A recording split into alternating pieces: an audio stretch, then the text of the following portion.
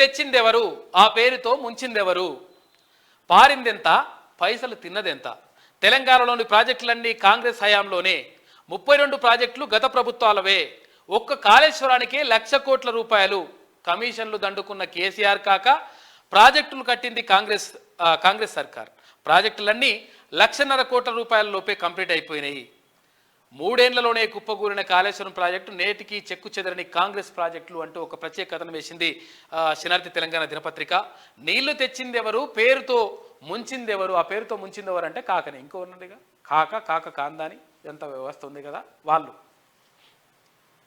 తెలంగాణలో ప్రస్తుతం సాగునీటి ప్రాజెక్టుల విషయంలో అధికార కాంగ్రెస్, ప్రతిపక్ష బీఆర్ఎస్ పార్టీ మధ్య హోరాహోరీ పోరు సాగుతోంది. అయితే నిజంగా తెలంగాణలో సాగునీటిని పారించింది ఎవరు? సాగునీటి పేరుతో తెలంగాణను ముంచింది ఎవరు అనే అంశం తెరపైకి వచ్చింది.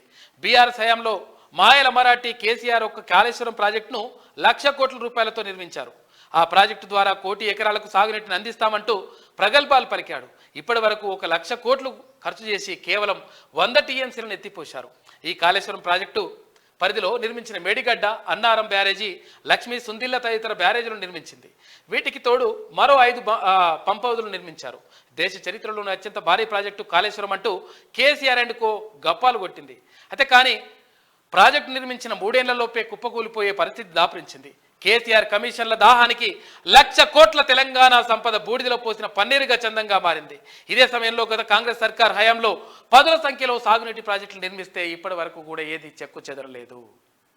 కాబట్టి ఎవరు మంచి చేసిండ్రు, ఎవరు చెడు చేసిండ్రు అనేది క్లియర్గా ప్రజలే అర్థమైపోతుంది. ప్రజలకి ఇంకా లంగ కథలు పడి ఇంకా అట్లా చేస్తాం ఇట్లా చేస్తాం ఇవన్నీ బంద్ చేస్తే మంచిది.